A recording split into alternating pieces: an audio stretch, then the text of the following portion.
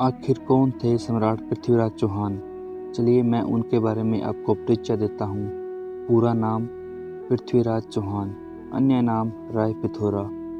माता का नाम कमला देवी, पिता का नाम राजा सोमेश्वर चौहान। पत्नी संयोगिता, जन्म 1149 ईस्वी, राज्याभिषेक 1169 ईस्वी, मृत्यु 1192 ईस्वी, राजधानी दिल्ली और अजमेर। वंश चौहान यानी राजपूत। आज की पीढ़ी इनकी वीर गाथाओं के बारे में बहुत कम जानती है, तो आइए जानते हैं सम्राट पृथ्वीराज चौहान से जुड़ा इतिहास और रोचक तथ्य। पृथ्वीराज चौहान ने 12 वर्ष की उम्र में बिना किसी हथियार के खूंखार जंगली शेर का जबड़ा फाड़ डाला था। पृथ्वीराज चौहान ने 16 वर्ष की आयु में ही महाबली नाहरराय को युद्ध में हराकर मावड़कर पर विजय प्राप्त की थी। पृथ्वीराज चौहान ने तलवार के एक वार से जंगली हाथी का सिर धड़ से अलग कर दिया था। महान सम्राट पृथ्वीराज चौहान की तलवार का वजन 84 किलो था और उसे एक हाथ से चलाते थे। सुनने पर विश्वास नहीं हुआ, किंतु सत्य यही है। सम्राट पृथ्वीराज चौहान पशु पक्षियों के साथ बातें करने की कला जानते थे। महान सम्राट पूर्ण रूप से मर्द थे, अर्थात उनकी छाती पर स्तन रूप नहीं थे।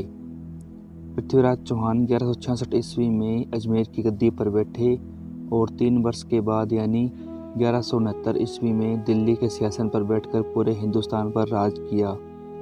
सम्राट पृथ्वीराज चौहान की 13 पत्नियां थीं, इनमें संयोगिता सबसे प्रसिद्ध है। पृथ्वीराज चौहान ने महमूद गौरी को 16 बार युद्ध में हराकर जीवनदान दिया था और 16 बार कुरान की कसम खिलवाई थी। गौरी ने 17वीं बार में चौहान को धोखे से बंदी बनाया और अपने देश ले जाकर चौहान की दोनों आंखें फोड़ दी थी। इसके बाद भी राजदरबार में पृथ्वीराज चौहान ने अपना मस्तक नहीं झुकाया था। महमूद गौरी ने पृथ्वीराज चौहान को बंदी बनाकर अनेकों प्रकार की पीड़ा दी थी और कई महीनों तक भूखा रखा था, किंतु सम्राट की मृत्यु फिर भी नहीं हुई थी।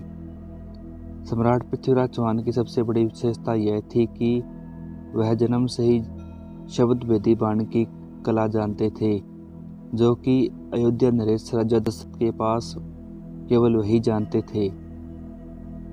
पृथ्वीराज चौहान ने मोहम्मद गौरी को उसी के बड़े दरबार में शब्द भेदी बाण से मारा था। गौरी को मारने के बाद भी वह दुश्मन के हाथों नहीं मरे, अर्थात अपने मित्र चंद्रप्रदायी के हाथों मरे। दोनों ने एक दूसरे को कटार घोंपकर मार दिया, क्योंकि उनके पास कोई और विकल्प नहीं था।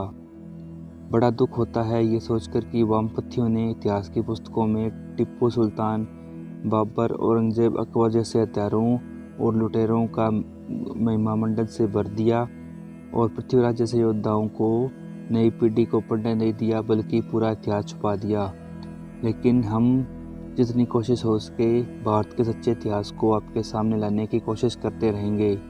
अगर वीडियो आपको अच्छी लगी है तो वीडियो को लाइक करें और चैनल को भी सब्सक्राइब करें ऐसी ही नई नई वीडियो पाने के लिए। धन्यवाद। जय श्री राम, जय हिंद, जय भारत।